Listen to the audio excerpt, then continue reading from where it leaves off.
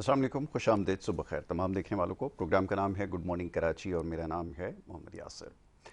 नाज़रीन, programme good morning Karachi में मुख्तलिफ मामलों और मसाइल के हवाले से गुफ्तगू करते हैं और कोशिश हमेशा से रही है कि अवामी नौइयत के मामलों और मसाइल के ऊपर गुफ्तगू की जाए। मुख्तलिफ मौज़ूआत पिछले दिनों ज़ेर बहस आए जिसमें मुल्की मौशी सूरत हाल सर फहरिस्त रही और उसके साथ साथ देखने वाले बहुत सारे पैगामात हमें भेजते हैं, तो हमारी कोशिश ये होती है कि ज़्यादा से ज़्यादा ऐसे ही मामलात को ज़ेर बहस लाया जाए जिनकी निशानदही देखने वालों के जानिब से की जाती है और उसके साथ साथ सवाल जवाब का सिलसिला भी जारी रहता है। इसके अलावा हमारा जो हेल्थ का सेगमेंट है वो भी इस प्रोग्राम का हिस्सा है। इंशाल्लाह आगे चल के उसके ऊपर भी बात होगी, उसके हवाले से भी बहुत सारे सवालात मौजूद हैं। लेकिन आज जो पहला हिस्सा है ये बड़ा ख़ास है और बड़े अरसे के बाद मौका मिला है कि फार्मा इंडस्ट्री के जो मसाइल हैं उसके ऊपर गुफ्तगू की जा सके। तो बड़े ख़ास मेहमान यहाँ पे स्टूडियोज़ में तशरीफ़ फरमाए। सबसे पहले उन्हें खुशामदीद कहूँगा और उसके बाद फिर गुफ्तगू का बाकायदा आगाज़ करेंगे। इफ्तिखार हसन साहब, group director plant and technical operation SJG के यहाँ पर हमारे साथ मौजूद हैं, उनको मैं वेलकम करूँगा। Thank you so very much Iftikhar साहब बीइंग विद अस। इफ्तिखार साहब, फार्मा इंडस्ट्री वैसे तो बड़ा लुक्रेटिव बिज़नेस नज़र आता है पाकिस्तान में और एक ख्याल ये पाया जाता है कि इससे ज़्यादा अट्रैक्टिव और बिज़नेस जो है वो नहीं हो सकता। लेकिन रियलिटी इससे थोड़ी सी शायद मुख्तलिफ हो। बहुत सारे इंडस्ट्री को चैलेंजेस हैं। हमारे यहाँ ओवर द ईयर्स ऐसे प्रॉब्लम सामने आए जिसको अभी तक ओवरकम नहीं किया जा सका। यहाँ मैं ये जानना चाहूँगा कि जो फार्मा इंडस्ट्री को चैलेंजेस हैं वो एक्चुअली क्या हैं। मैं चाहूँगा ज़रा उसको पहले हाईलाइट किया जाए। फार्मा इंडस्ट्री में जो मेजर चैलेंजेस हैं वो हमारी एक तो डिपेंडेंसी जो है वो रॉ मटेरियल्स पे ज़्यादा है, क्योंकि हमारे पास जो रॉ मटेरियल्स आते हैं हम 90% जो है हमारे पास जो इंपोर्ट है रॉ मटेरियल वो इंडिया और चाइना से होती है। एक तो बड़ा हमारा मसला ये ज़ाहिर बात है। फिर हमारे जो ताल्लुकात इंडिया के साथ वक्तन फ़वक्तन कशीदा होते रहते हैं, तो उसका फिर अल्टीमेटली इनफैक्ट कहीं ना कहीं हमारे पास इंडिया से रॉ मटेरियल ज़ाहिर बात है एक बुनियादी एक यूज़ है मैन्युफैक्चरिंग का, तो वो वहाँ हमें इफेक्ट आता है उसका। एक हमारा अब उसमें ये हो रहा है कि हम उस पर अब गवर्नमेंट उस पर क्योंकि तवज्जो दे रही है, तो उस पर मुख्तलिफ आगे चल के आपसे स्टेप्स बताऊँगा जो गवर्नमेंट ले रही है। इसके अलावा सर जो है दूसरा ये कि हमारे पास जो है रिसर्च एंड डेवलपमेंट जो है पाकिस्तान R&D हमारे पास, आप समझें तो R&D हमारे पास पाकिस्तान में कोई भी ऐसा इदारा नहीं है हमारे पास आज हम कह सकें कि हमारे पास रिसर्च एंड डेवलपमेंट एक्चुअल में होती है हमारे पास। वैसे मैं जैसे मिसाल दूँ, हमारे पास जब अभी कोविड आया था हमारे पास, तो हमारे पास जो world wide vaccine research and development में आई वो आपको US से मिलने फाइजर US की प्रिफर्ड थी, उसके बाद जो है वो रशिया से मिली, फिर चाइना ने किया।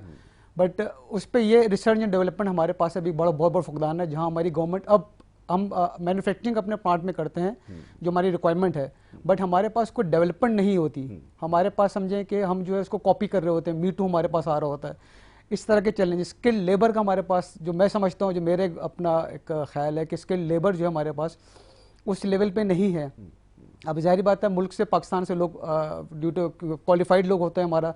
हमारा जो फार्मास्यूटिकल सेक्टर है यहाँ पे क्वालिफाइड लोग हायर करे जाते हैं। हमारे पास जो है फार्मासिस्ट हम हायर करते हैं, हम केमिस्ट को हायर करते हैं, हमारे पास इंजीनियर्स होते हैं हमारे पास। अब वो जो फ्लो है वो ज़ाहिर बात है बाहर चला जाता है, उनकी प्रेफरेंस जो है वो बाहर होती है।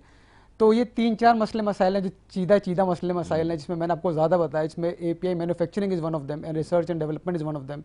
ये हैं जो चीदा मसले मसाइल फार्मास्यूटिकल इंडस्ट्री में फेस हो रहे हैं। बिल्कुल, सबसे ज़्यादा इंपॉर्टेंट तो R&D के हवाले से है क्योंकि इसके ऊपर रिसर्च बड़ी ज़रूरी है, क्योंकि बड़ी बेसिक वैक्सीनेशन हमारे पास जो है वो शायद अवेलेबल नहीं है। यही वजह है एंटी रेबीज़ वैक्सीन की अभी बीच में जैसे भी आपने बताया था कि इंडिया के साथ जो है वो जिस तरह के हालात रहे हैं उसकी शॉर्टेजेस हुई हैं। फिर ओवर द ईयर्स हमारे यहाँ इंपोर्ट पॉलिसीज़ में every now and then shift आता रहता है, जिसकी वजह से जो रॉ मटेरियल है उसको इंपोर्ट करना बड़ा मुश्किल हो जाता है फार्मा इंडस्ट्री के लिए, और यही वजह है जिसकी वजह से बहुत बड़ा एक वैक्यूम हो जाता है, शॉर्टेजेस हो जाती हैं और प्राइस हाइक होती है। सबसे उसका जो मेजर इम्पैक्ट आता है वो प्राइसिंग के ऊपर आता है। जो मेडिसिन की वैक्सीनेशन की प्राइसेस है वो बहुत ज़्यादा बढ़ जाती हैं। ये एक्सपोर्ट्स में कितनी कंट्रीब्यूशन हो गई है? वैसे तो बहुत सारी चीज़ें हम एक्सपोर्ट्स कर रहे हैं। पाकिस्तान की वैसे टोटल जो एक्सपोर्ट्स हैं वो 30 बिलियन के करीब है ऑलमोस्ट, कोई जी। बिलियन, हाँ। और हम अगर सिर्फ फार्मास्यूटिकल सेक्टर को देखें तो हमारा ऑलमोस्ट कोई 450 मिलियन हमारे पास जो है फार्मास्यूटिकल है। अगर हम इसमें सर्जिकल आइटम्स को ऐड कर लें तो तकरीबन ये 900 मिलियन के करीब USD बन जाती है। तो इस साल का जो टारगेट है वो हमारा है, मतलब जो फार्मास्यूटिकल साइड पे वो 1 बिलियन टच करने का है। बिल्कुल ठीक है। तो अब वो ज़ाहिर बात है ये वैल्यू एडिड होते हैं, नॉन वैल्यू एडिड अलग है, वैल्यू एडिड अलग है। Pharma is a different thing to export, is not easy. तो अब बट अब पिछले कुछ अरसे में जिस तरह गवर्नमेंट की तवज्जो रही है माशाल्लाह, हम जैसे एक्सपोर्ट पे तवज्जो दे रहे हैं, और इंडस्ट्री भी माशाल्लाह इतनी पिछले अरसे में कोई 5 से 10 साल में इतनी ग्रूम हो गई है कि देन नाउ फोकस उनका ज़्यादा एक्सपोर्ट्स पे ज़्यादा है। बिल्कुल ठीक है, और एक्सपोर्ट्स को हमें बढ़ाने की ज़रूरत भी है। एग्जैक्टली हमारे पास खासतौर पे जो सर्जिकल आइटम हम पढ़ा करते थे एक ज़माने में कि हमारे यहाँ बड़े ज़बरदस्त तैयार किए जाते हैं, ये मार्केट हमारी टारगेट है क्या एक्सपोर्ट्स के लिए? कौन कौन सी मार्केट? सर अभी हम जो यासिर भाई करते हैं, हमारी जो एक्सपोर्ट्स हैं अगर आप देखें तो अफ्रीका साइड पे कुछ है जिसमें नाइजेरिया है, कीनिया है, युगांडा है हमारे पास। आप साउथ एशिया साइड पे आ जाए तो हमारे पास ये वाली पट्टी है, हमारे पास फिलीपींस है, वियतनाम है, श्रीलंका है, म्यांमार है। अगर आप टोटल इस फॉर फार्मास्यूटिकल को देखेंगे तो pharmaceutical exports are more than 60 countries हम टोटल फार्मा इंडस्ट्री करती है। और अब जैसे मैंने आपको बताया रुझान इन्हीं कंट्रीज में ज़्यादा है, क्योंकि ये रेगुलेटेड उस सेंस में नहीं जैसे यूएस की मार्केट या ईयू की मार्केट रेगुलेटेड है, बट यहाँ we are giving a good competition to the Indian pharmaceutical industry. और हमारी presence of Pakistani pharmaceutical companies में स्पेशली जो मैंने आपको कंट्रीज पता है, CIS में हम जा रहे हैं, तो CIS में आप देखें तो Uzbekistan, Tajikistan, Kazakhstan, very major players Pakistani farmers, very major presence. मैं खुद ट्रैवल करता हूँ CIS में, तो ऐसी बड़ी खुशी होती है जब आप जाते हैं अपने फार्मास्यूटिकल पाकिस्तान के प्रोडक्ट्स को आप देखते हैं शेल्फ में रखा हुआ, तो वो खुशी होती है देखने के बाद। बिल्कुल ठीक है।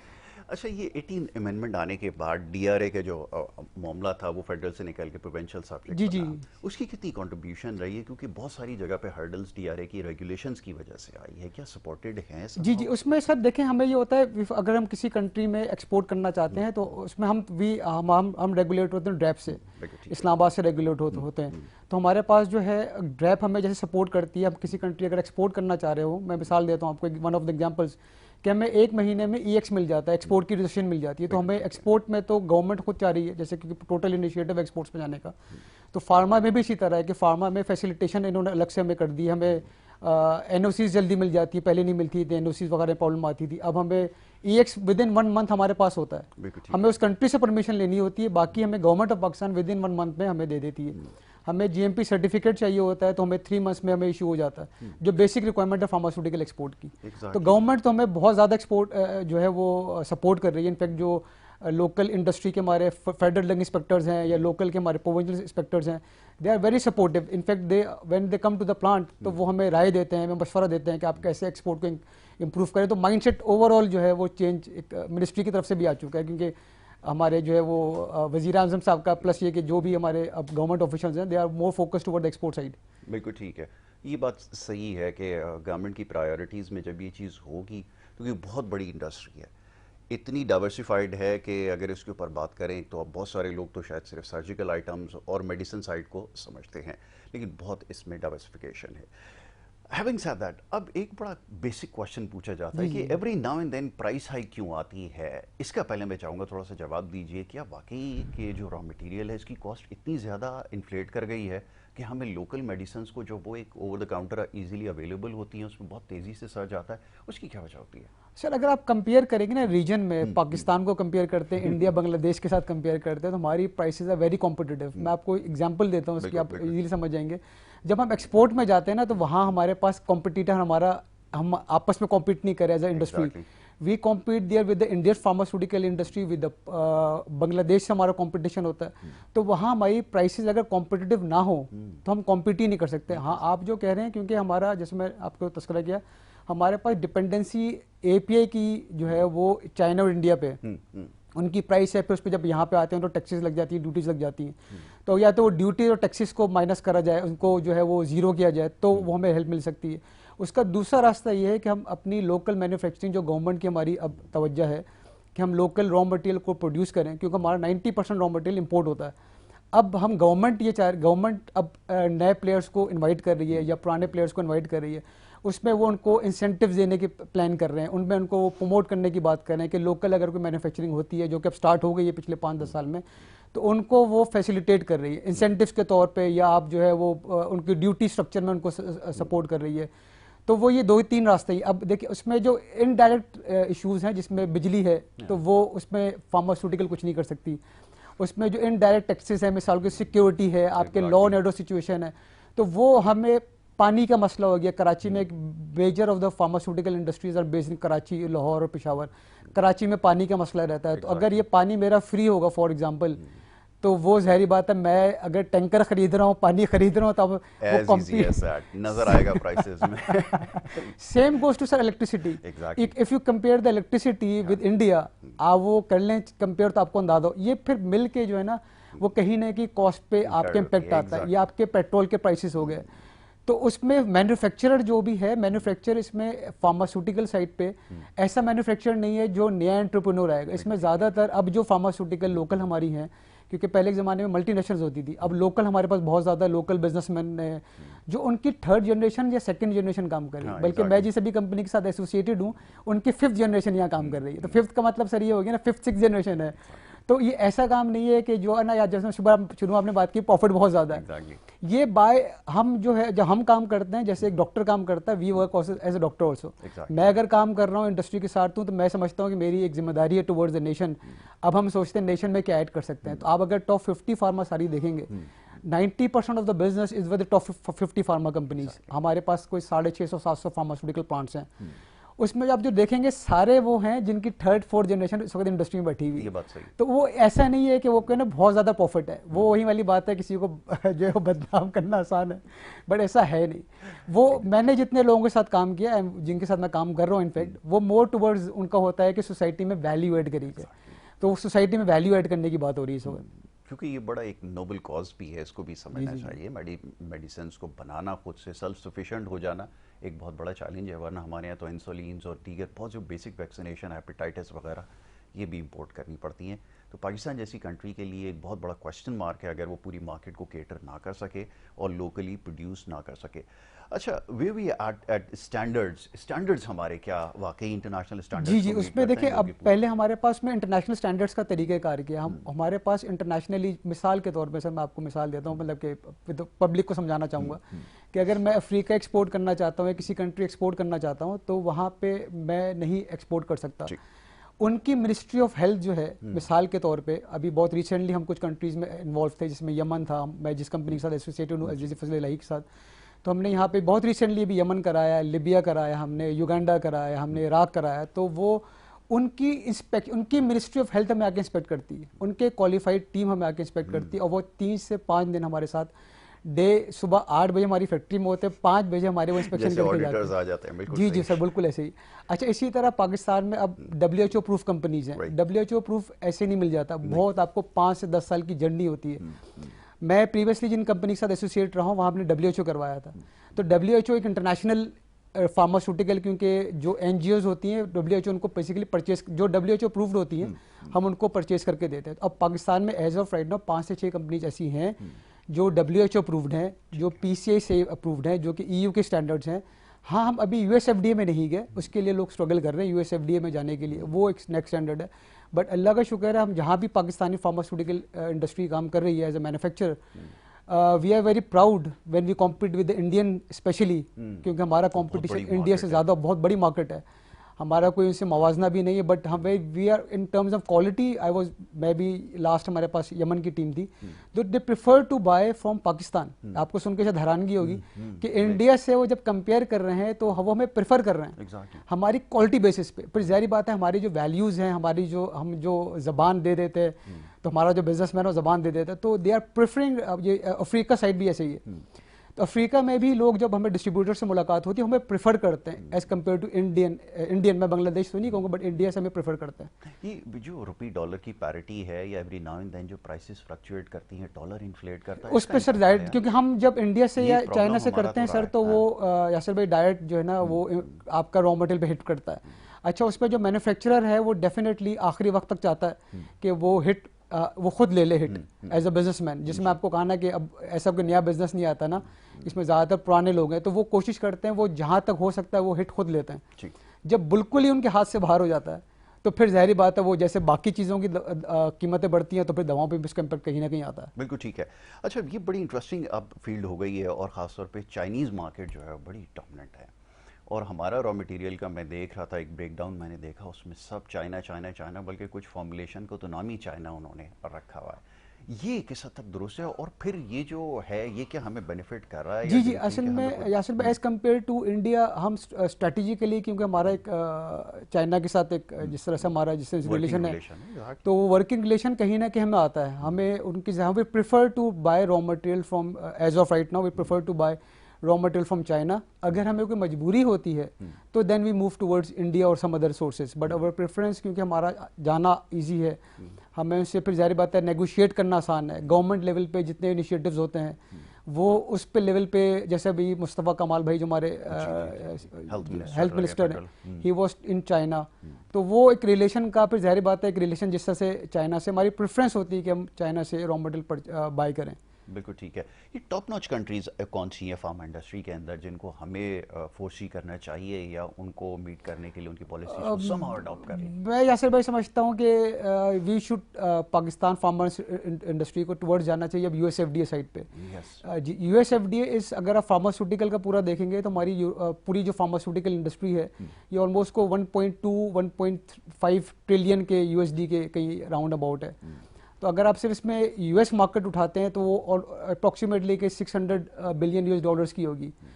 प्राइस वहाँ बेहतर है। अगर हमारे पास एज ऑफ राइट नाउ कोई पाकिस्तान में प्लांट होता यूएसएफडीए अप्रूव्ड, तो ये जो भी हमारे रिसेंट हालात हुए हैं विद इंडिया पे जो टैरिफ लगे हैं और जो रिलेशन में हमारी इंप्रूवमेंट आई है विद यूएस, तो हमें बहुत बड़ा वैक्यूम, हमें बहुत बड़ी जगह मिल जाती है। कर रहा हूँ एग्जैक्टली कि ये हमारे लिए बड़ी एक ब्लेसिंग होती, बट अनफॉर्चुनेटली हमारे पास अभी पाकिस्तान में ऐसा कोई प्लांट नहीं है जो यूएसएफडीए क्वालिफाइड हो।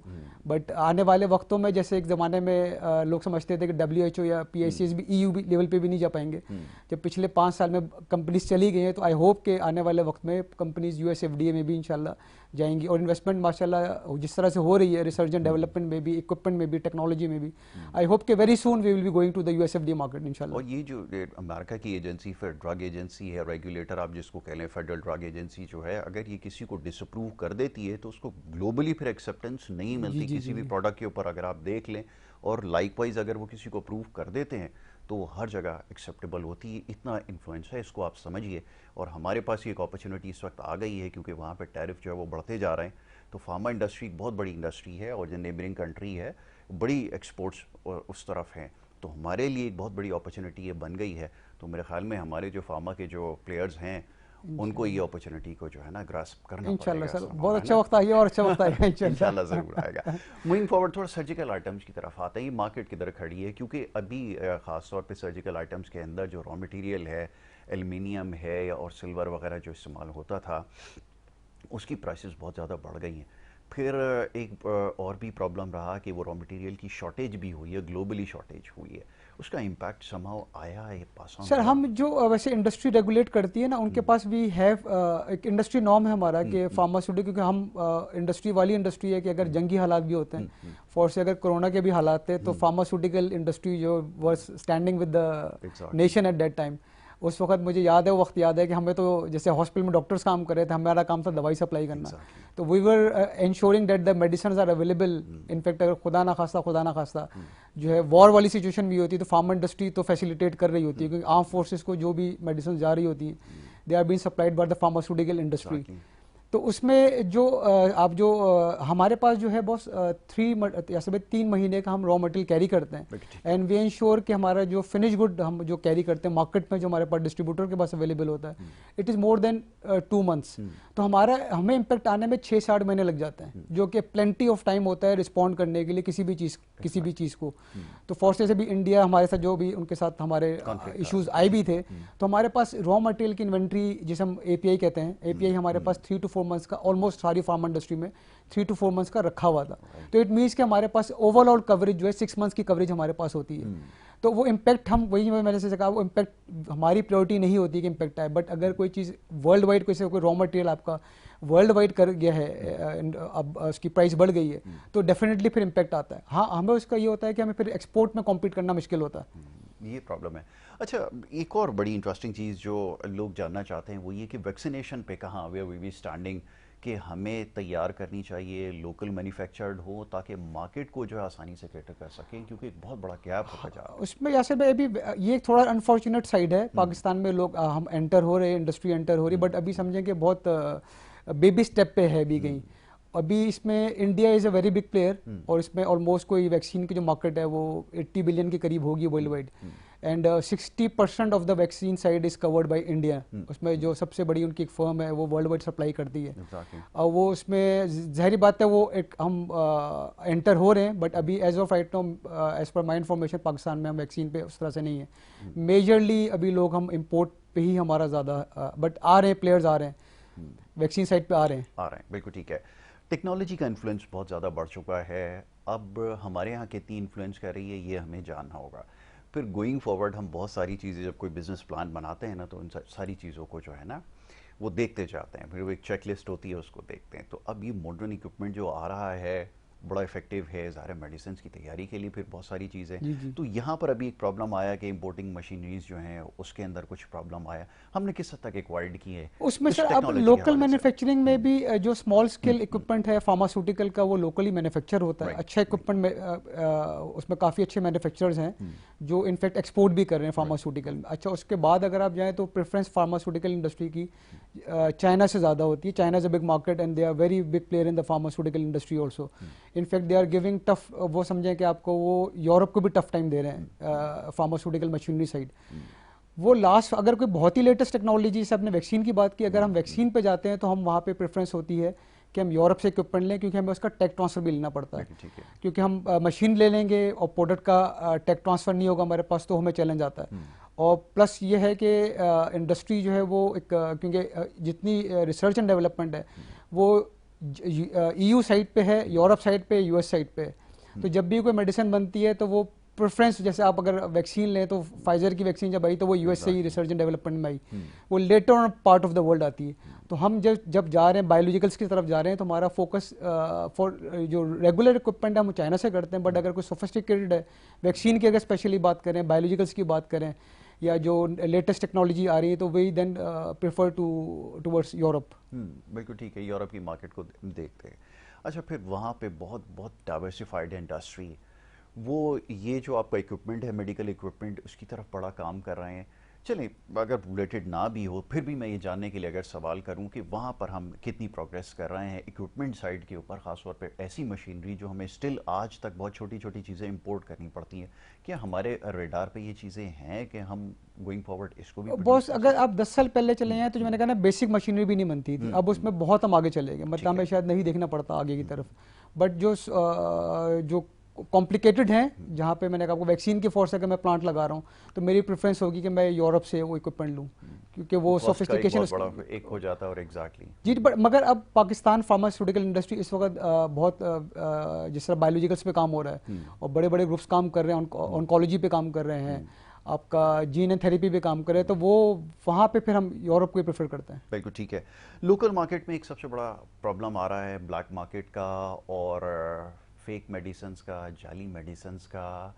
इसको किस तरह हैंडल कर रहे हैं? वो सेम लेबलिंग के साथ आपकी प्रोडक्ट को मार्केट में फ्लोट कर रहे हैं, क्योंकि मार्केट में डिमांड तो है और जहाँ डिमांड प्रिवेल करती है वहाँ तो फिर यासिर भाई जो काउंटरफीट की मार्केट है ना, ये वर्ल्ड वाइड 10%, मतलब कि पाकिस्तान का अलमिया नहीं, ये वर्ल्ड वाइड काउंटरफीट मेडिसिन की एक मार्केट है। बिल्कुल ठीक है। और 10% कहते हैं कि 10% जो है ना 10 to 15% इज द काउंटरफीट। अच्छा उसके लिए अब फार्मा इंडस्ट्री ने बड़ा एक स्टेप उठाया जिसपे वो 2D बारकोड पे चली गई। अब आप देखेंगे फार्मा इंडस्ट्री में, अच्छा अब जो हमारे लोकल इंस्पेक्टर्स हैं वो भी बड़े फोकस्ड हो गए कि उनको भी अंदाज़ा है कि जो है वो काउंटरफीट जो है वो कैसे उसको, तो 2D मैट्रिक्स पे हम तरफ चले गए।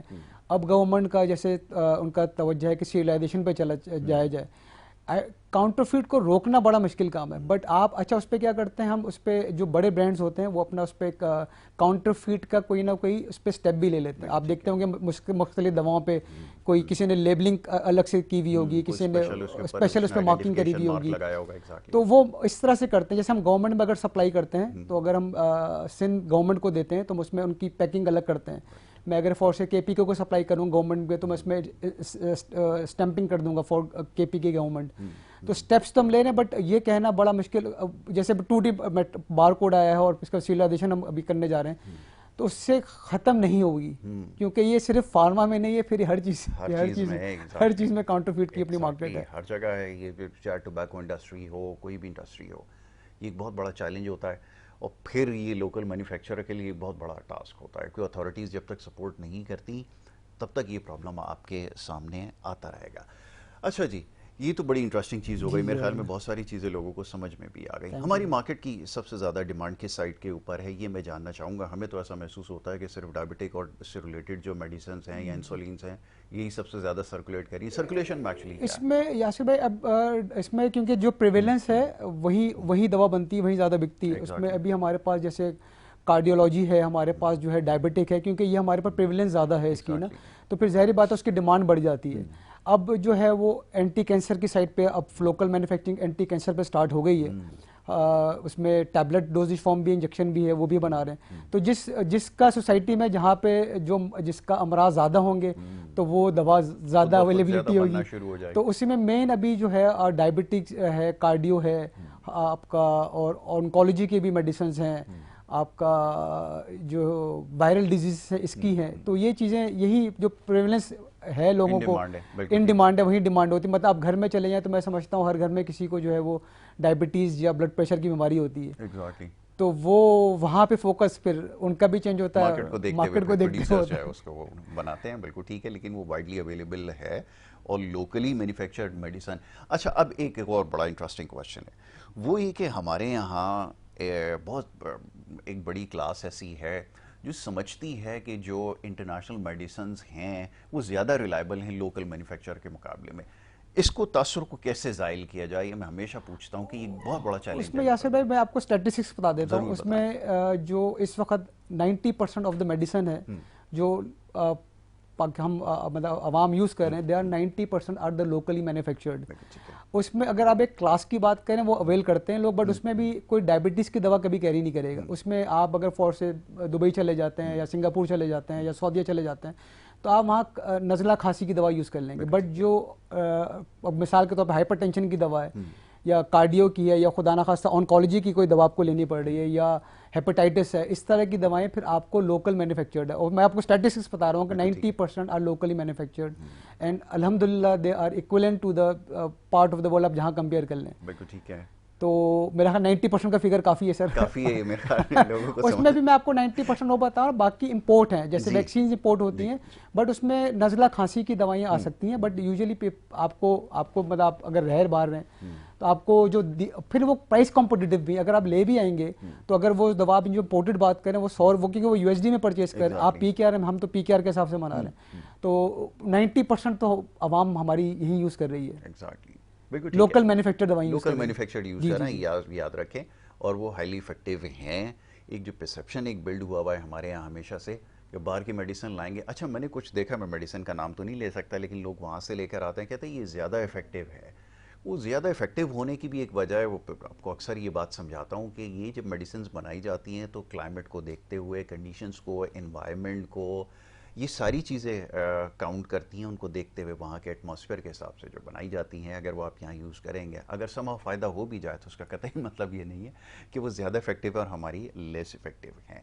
अच्छा जी, एक और बड़ी पैरेलल इंडस्ट्री इस्टेब्लिश होती जा रही है, वो हर्बल और ऑर्गेनिक इंडस्ट्री जो है वो होती जा रही है। अभी थोड़ा सा मैं आपसे जानना चाहूँगा, क्योंकि आजकल तो ब्रांडिंग हो रही है, हर जगह ऑर्गेनिक और हर्बल मेडिसिन के ऊपर काम हो रहा है, क्या इसको उसमें यासिर भाई उसकी जो मार्केट है वो डिफरेंट है। आप मतलब कि अगर खुदा ना खास्ता जो है वो कार्डियो किसी को दवा है या कोई डायबिटिक का दवा है या XYZ कोई भी मर्ज है, कोई भी हो सकती है, तो वहाँ पे ये चीज़ें एप्लीकेबल नहीं है। वो न्यूट्रास्यूटिकल की अपनी एक मार्केट है, अपनी डिमांड है, जो कि मोस्टली जो है वो डर्माटोलॉजी साइड पे है, जिसमें क्रीम्स हो गई या आपके पास कफ सिरप्स हो गए, ये मल्टीवाइटामिन्स हो गए, क्योंकि उसको फार्मा से वैसे भी हमने हटा के अब उसको न्यूट्रा इंडस्ट्री में उसको न्यूट्रास्यूटिकल कर दिया। तो फार्मा इंडस्ट्री का लाइसेंस अलग है और अगर आप न्यूट्रा करना चाह रहे हैं तो न्यूट्रा का लाइसेंस अलग है, ये दोनों के लाइसेंस ही डिफरेंस हैं।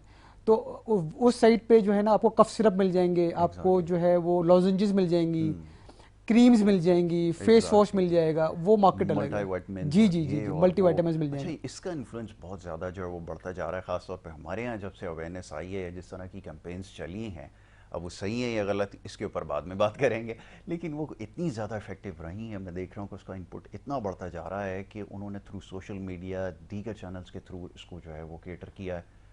असल में ऐसे पहले ये जो इंडस्ट्री थी ना, ये मिनिस्ट्री ऑफ हेल्थ के अंडर में नहीं थी, ये एक मतलब जिसका जो है ना लाइसेंस अलग होता था, अब ये रेगुलेटेड में चली गई है।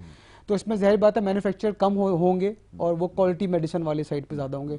तो उस पे क्योंकि वहाँ पे मल्टीविटामिन है, इस तरह की जो चीज़ें हैं, ये चीज़ें लोग, हमारी सोसाइटी का एक है कि हम मल्टीविटामिन्स जो है वैसे भी सजेस्टेड भी होता है, मल्टीविटामिन्स लेने भी चाहिए। और तो वो मार्केट अलग है। अब मैंने जैसे बताया तो पहले, अब वो रेगुलेटेड में हो गई है, तो वो ज़ाहिर बात है शायद वो उसको प्रमोट कर रहे होंगे उसी हिसाब से। तो ये भी हो सकता है, एग्जैक्टली। अच्छा, फिर उसके लिए एक नई टर्मिनोलॉजी आई है, वेलनेस। अब वो वेलनेस की जब बात आती है ना, नीचे लिखा था है कि ये पर्पस जो है इसका ट्रीटमेंट नहीं है, ये वेलनेस के लिए है, आप जी उसके लिए है, ठीक है। तो ये भी बहुत बड़ी इंडस्ट्री है, लेकिन इसमें भी देखें कि जो ख़ासतौर पे जो अच्छे ग्रुप्स हैं जो काम कर रहे हैं वो भी ये बनाते हैं, सारी प्रोडक्ट्स बनाते हैं, तो इसको भी मद्देनज़र ज़रूर रखें, क्योंकि अभी जिस तरह से डिमांड आई है ना, तो मशरूम ग्रोथ हो गई है। तो हुआ ये कि हर शख्स इस फील्ड की तरफ अब आ गया है। वो आपको पता है कि हमारे यहाँ ज़रा जंप करके उधर लाइन के उधर जाना थोड़ा सा आसान हो जाता है, तो वो उस तरफ भी जा रहा है, ये भी एक चैलेंज बनता जा रहा है। अच्छा, अब ज़रा थोड़ा सा गोइंग फॉरवर्ड चैलेंजेस के हवाले से बात करते हैं, और मैं जानना चाहूँगा कि क्या चैलेंजेस ऐसे आपको समझते हैं कि रेगुलेटर्स की जानिब से हो, गवर्नमेंट की जानिब से हो, अगर वो सपोर्ट रहे तो हम जैसे अभी यूएस मार्केट को फोर्सी कर रहे हैं और भी दीगर मार्केट्स को जो है कैप्चर कर सकते हैं, वो क्या हो सकते हैं? अच्छा, उसमें यही है कि हम अभी हमारी जो कंपेयर करते हैं, हमारा जो टोटल उसमें फिर हमारा एजुकेशन सिस्टम आ जाता है। हमारे पास जो है वो जब तो हम फार्मासिस्ट या केमिस्ट या इंजीनियर्स ले रहे हैं, तो वो कंपैरेटिवली अगर आप इंडिया से कंपेयर करते हैं, वो हमसे थोड़ा बेहतर है। अब हमें कहीं मानना पड़ता है, थोड़ा सा डिफरेंस है यहाँ पे। साइड के ऊपर मेरे ख्याल में ज़्यादा R&D साइड पे इंडिया बहुत काम कर चुकी है। इस इंडस्ट्री साइड पे इंडिया में बहुत काम हो चुका है।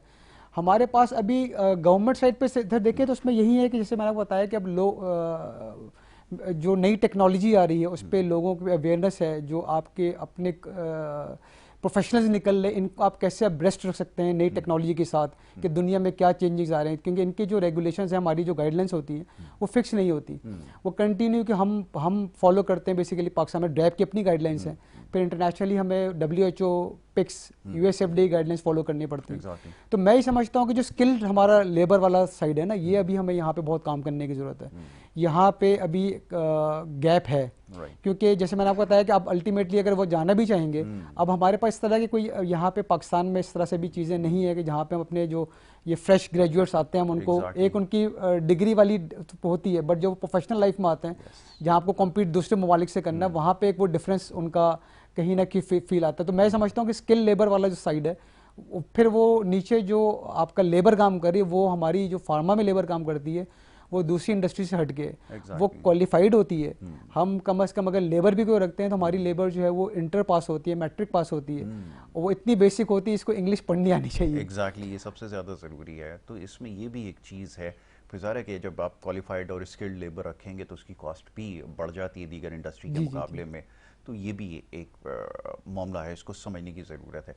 इफ्तिखार साहब, ये फार्मा साइड पर आने का इत्तेफाक कैसे हुआ, और इतनी कॉम्प्लिकेटेड जगह है, हम सबसे ज़्यादा बेचारे जिनको स्ट्रगल करते हुए देखते हैं वो फार्मा इंडस्ट्री वालों को, उनके रिप्रेजेंटेटिव्स को देखते हैं, तो ये कैसे ख्याल आया कि फार्मा को जो है अप्रोच किया जाए? जी, मेरा बॉस, जब मैंने अपनी स्टडीज़ कंप्लीट करी इंटर करने के बाद, मुझे था कि मैं हेल्थ साइड पे जाऊँ। वो एक इंसान का ड्रीम होता है हेल्थ साइड पे जाने का। तो ईदर पीपल को, लोग चले जाते हैं या तो वो डॉक्टर बन जाते हैं, फिर दूसरा एक ऑप्शन हमारे पास होता है फार्मासिस्ट बनने का। तो मेरा साइड पे था कि मैं एज अ फार्मासिस्ट जो है, क्योंकि इंडस्ट्री थी तो इंडस्ट्री देख रहा था दूर से, और आप अपने किसी टाइम पे कोई जानने वाला ऐसा होता है जो फार्मास्यूटिकल इंडस्ट्री में आपको फील होता है कि यार ये कि मुझे जो है इस फील्ड में जाना चाहिए। तो आई डिड माई फार्मेसी। उसके बाद मुझे ऑलमोस्ट कोई फार्मास्यूटिकल इंडस्ट्री के साथ कोई 25 साल का अरसा हो गया मुझे एसोसिएटेड, और डिफरेंट कंपनीज मैंने काम किया है। तो इसमें अभी भी मैं चाहूँ तो मैं शायद किसी इंडस्ट्री में मूव कर जाता, बट एक सर्टेन एज जब आप हिट करते हैं तो आपको अपनी टुवर्ड अपनी नेशन, अपनी सोसाइटी, कि मैं कैसे इसमें वैल्यू ऐड कर सकता हूँ। तो मैं समझता हूँ कि हेल्थ सेक्टर इतना बड़ा सेक्टर है जो अभी शायद हमारी नज़र नहीं आता, हम शायद उस तरह से नहीं तवज्जो देते।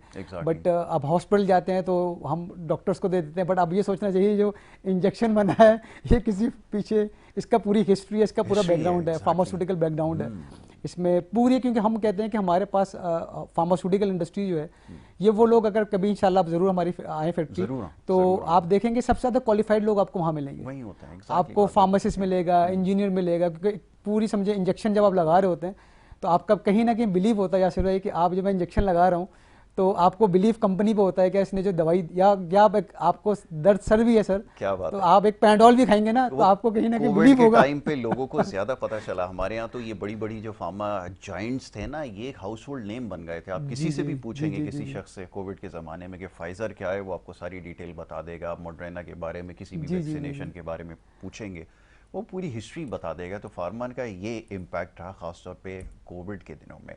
अब लास्टली मैं चाहूँगा ज़रा हमारा $457 मिलियन समवेयर जी जी अराउंड, सर। दुनिया में बहुत बड़े बड़े टर्नओवर्स हैं, बहुत बड़े बड़े नंबर्स हैं।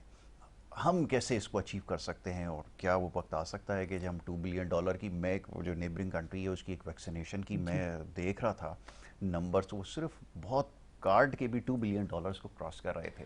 तो मेरे वो दिमाग में है कि जब इतना बड़ा यासिर अभी इसमें जो है गवर्नमेंट ने जो अपना टारगेट बनाया है वो हम एक्सपोर्ट स्पेसिफिक अगर जी बात करें तो हमने 230 का एक एक्सपोर्ट का एक विजन है फार्मास्यूटिकल इंडस्ट्री का, जिसको हम कर रहे हैं कि हम इसको लेके जाएं $5 बिलियन तक बिल्कुल 2030 बिल्कुल, तक। पोटेंशियल हमारा इतना है, पोटेंशियल बिल्कुल हमारा ठीक है। माशाल्लाह माशाल्लाह मैंने बताया रफली कोई 650-700 कंपनीज हैं।